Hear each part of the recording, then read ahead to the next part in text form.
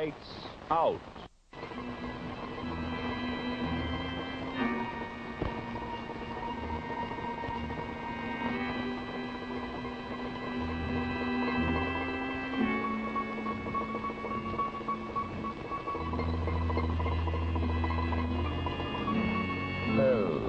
Hello.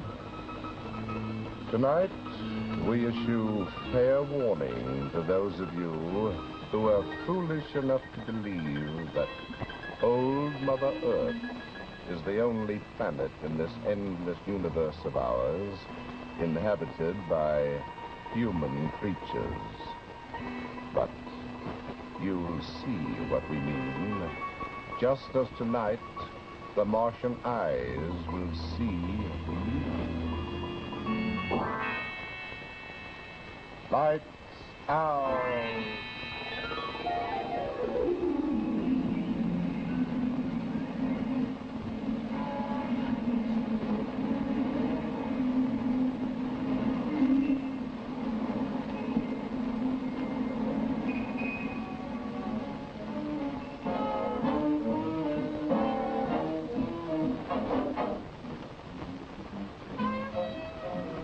Good morning, Professor Lyman. Good evening, Frank. What'll it be? The customary poison. Sir? And what do you hear from the Martians, Professor? No, some guys see pink elephants or little lizards. But the Professor here, he's different. He's got Martians. Well, someday, Franklin, when it's too late, people will appreciate my warnings. Remember, they laughed at Galileo. Yeah. Yeah, well, I've got work to do, Mr. Lyman, so excuse me, will you? And, don't bother the customers, eh? Let me know if he bothers you, mister.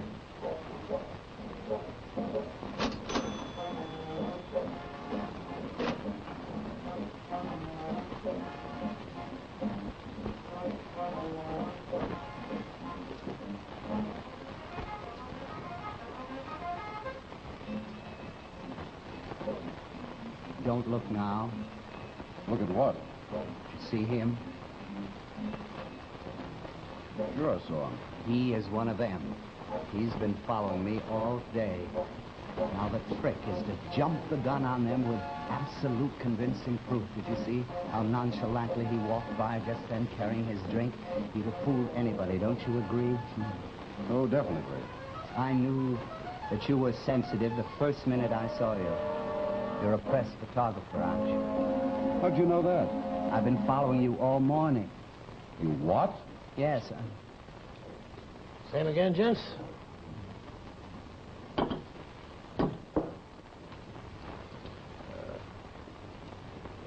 Sir.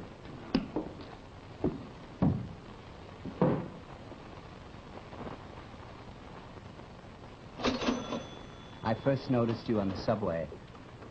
I saw how you were watching everybody, particularly their foreheads, like a cat. Well, speaking of cats, by the way, did you know that they can see them too? Only they pretend that they can't. Because I have a theory that before they came to Earth, the cats ruled. Who are they? Well, the Martians, of course. Martians? Huh? Like in Orson Welles? Yes, I suspected from the first moment I saw you that you were aware of them too. Look, I'm a photographer. Faces are my business. I watch everybody. Well, I could be wrong, of course. I've tried to persuade so many people, and all they do is laugh at me. Professor Spitzer, that is the astrophysics man. Now, he had an article in last week's Time in which he said that assuming that there was life on Mars and assuming that they were way ahead of us and could come to Earth, nobody would believe the few people who did see them. Unless, of course, there was absolute definite proof. They're all around us, you say? All around. Him? Shh. They rule the world. They have conquered us, and they're so clever that we don't even know it. Wait, they follow us, they even marry us. Now, you take bathtubs, for instance. Okay, take bathtubs. Nobody in their right mind would say that bathtubs are comfortable for us humans. But for Martians, they're fine. Now, look, Whenever I hear the water running into my bathtub, and I know that there's a Martian splashing around in there, I usually pretend that I don't hear a thing. Oh, it's a smart move. Well, they hypnotize us, you know. Oh, you don't say. It accounts for so many, many things. Now, why does a criminal confess? Isn't that the most illogical thing in the world? And yet he does it. Nothing makes any sense. See, you're serious about all this, aren't you? And why is my wife so illogical about money? Martians? Precisely. You know, just last week, I realized suddenly that my bed was too short for me, and I wanted to buy a long one. Did I? Oh, no. Why? Because the Martian, who generally sleeps there, he persuaded me that I shouldn't spend the money. I shall go through the rest of my life now with my feet sticking out over the edge of that bed. Does that make any sense, does it? Hey, look, you aren't kidding, are you? And take wars. Wars don't make sense from any human viewpoint. Nobody wants them. We go right on having them. Why? Search me, Doc. Why? From the Martian viewpoint, they're valuable. You see, they give us a spurt in technocracy. And the Martians use our developments for their own purposes. You figured this out all by yourself, huh, Doc? All by myself. Okay, Doc, I get the picture. Now, look, why don't you take your drink and get down there and sit all by yourself? And you know how I tell? No. It's the third eye. Could you say that again? It's a third eye. There's a third eye right here, in the middle of the forehead. It's invisible most of the time. Hey, wait a minute. What? If it's invisible, Doc, how can you see it? There's a special prescription for infrared light. My physician gave it to me about a year ago for a most unusual eye condition. That was when I saw them for the first time, and I concluded that the third eye is only visible in infrared light. Now, I want to give this secret to the world, but nobody will believe me unless you... Yeah, sure, Doc. Go on. Well, I must warn the world, and the question is, how far will I get? That's a good question. You see, not even the Martians believe me. Oh, if they did, I'd be a dead duck by now, wouldn't I? Now, I had hoped that... No. I suppose that your Martian has hypnotized you just like all the rest. You won't believe it. Did you say my Martian? Please. Now, I may be just a tiny bit drunk, but my logic is absolutely unimpaired. 2 and 2 equals 2 and 2. Either you know about the Martians or you don't. If you do know, why do you give me this my Martian routine? My Martian knows you have a Martian. I know you have a Martian. The only question is, do you know it? Will you think hard? Will you? No, I don't have one. Why? You're very nervous, aren't you? Yes. You're very nervous, aren't you? Of course you have a Martian. Everybody has one following him around, watching him, giving him... What would I be doing with a Martian? You're out of your... Was it, Look, I must go. Not just yet, Doc. What? Is anybody watching us? Listen, when you started talking, I figured you were loony as a bedbug. Maybe you are. But this third eye business interests me. Sit down. No, I'm... Come on, sit down. I have a studio on the ground floor of my house where I do some private work. You know, portraits and stuff to pick up an extra buck now and again. I really don't need any portraits. About a month ago, I started fooling around with some infrared film. It's something new, you know, for taking pictures in almost complete darkness. Well, I shot a picture of my studio. When I developed it, there was someone looking in my window. Well, I blew it up to see who it was, and here it is. I figured it was some Halloween gag until you started talking a little while ago. Now that we've both seen it, we might be able to convince people. It'll be dangerous, though. You see, as long as it was just a question of one drunk old man babbling in a bar, they didn't need to worry about that. But now the two don't.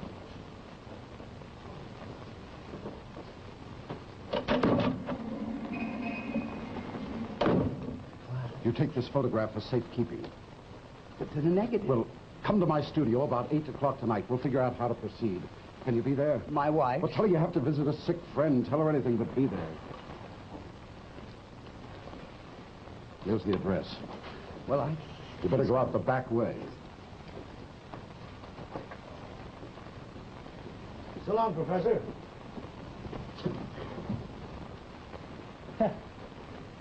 He's quite a character, eh? Look. You know, I've seen him come here with all kinds of things. But he's the first one I've seen with Martians.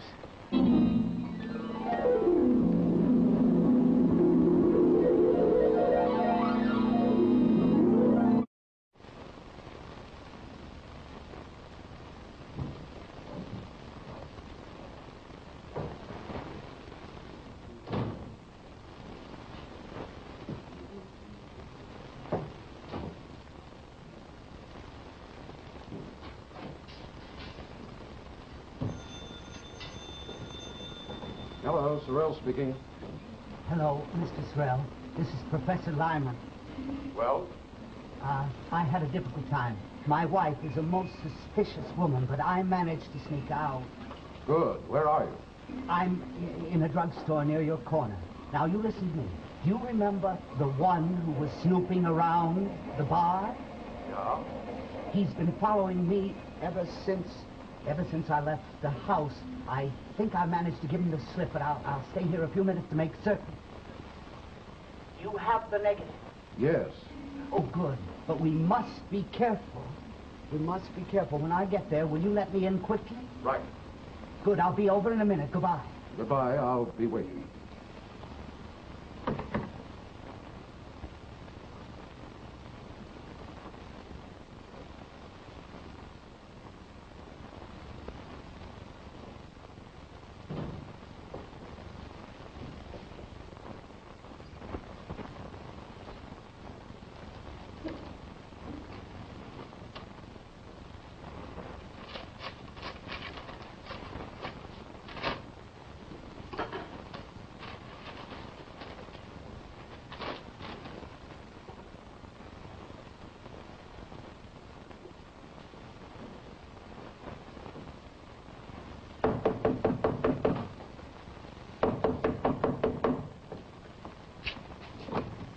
Thank heaven you got here.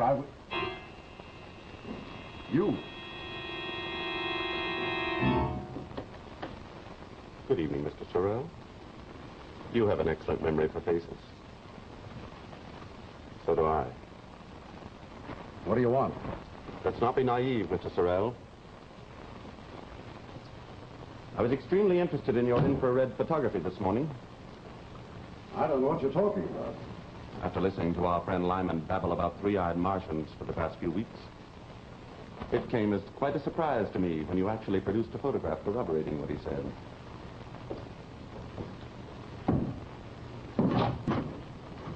Naturally, it was most important that I verify the photograph and the technique. You're crazy. You're mistaken, Mr. Sorrell. It's our friend Lyman who's crazy. At least I hope to prove he is. You will get the photograph for me, please. And the negative. Who are you? Our friend Lyman has been acting most peculiarly lately. His wife has become concerned. She's thinking of having him legally committed to an institution. What's all this got to do with you? I, too, am most anxious that Lyman be committed. I've been following him for some weeks. So, naturally, Mr. Sorrell, following him, I observed him. So you see, that's my job. I want to make sure that Lyman is committed as insane, so that Mrs. Lyman is free to pursue the kind of life that she chooses to lead. So naturally, when you come along and verify all the things that he's been saying, I am most concerned. You're lying. You're one of them. Get the photograph, Mr. Sorrell. And if I refuse? You will not refuse. Very well. It's in the dark room. And Mr. Sorrell. No tricks, please. My client is very determined.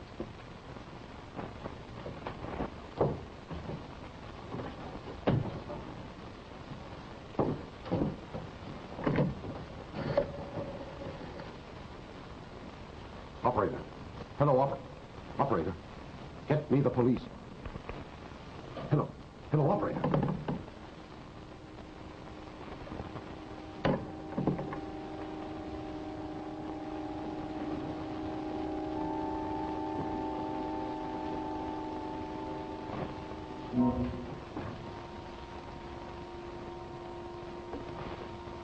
I see you thought of everything, including the telephone wires. Here's the negative. It was taken with infrared film using a combination of filters known only to me. I used this camera using ordinary technique, like this. Here. Here.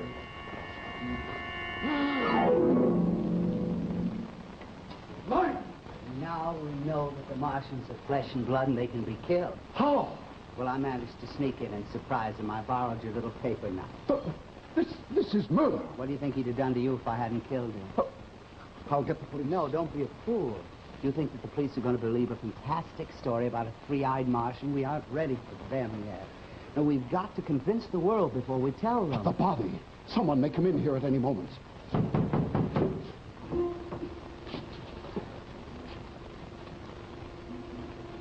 You pretend that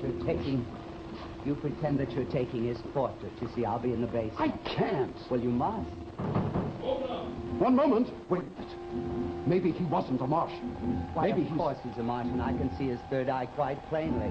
It's staring wide open. Don't you feel it looking at you? Stop talking like that. Hide. You be calm. Police!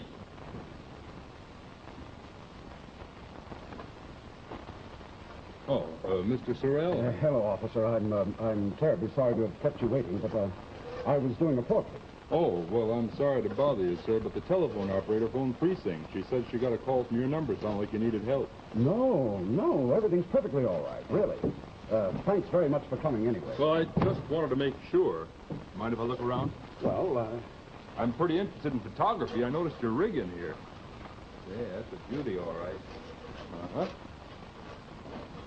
Boy, I wish I could afford one like that, but I guess not on my salary, huh?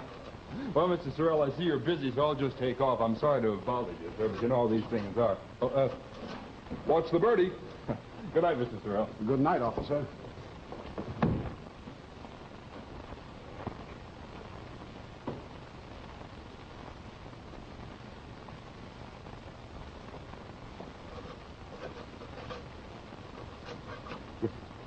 If only I could be certain. If only there was some positive way.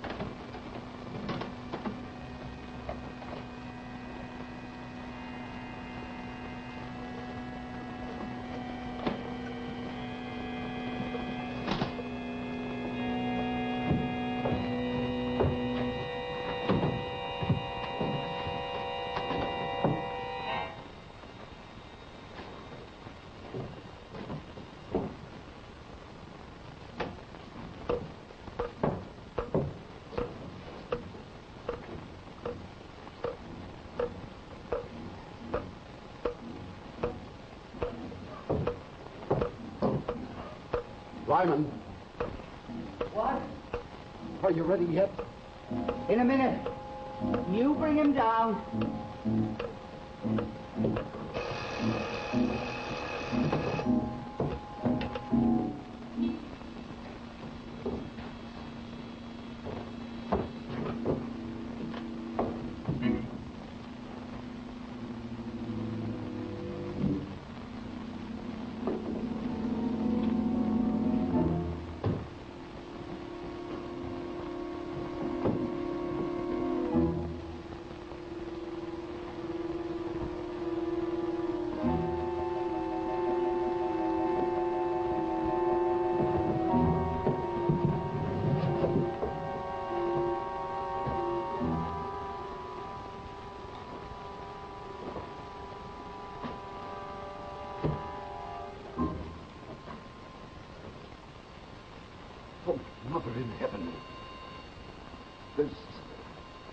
no third eye. He's a human. An ordinary human. Lyman. Lyman! I'm ready for you. Lyman, we've made a mistake. Oh, no. There's no mistake, I assure you, Mr. Sorrell. The graves are ready. Both of them. Oh! Both. Come down.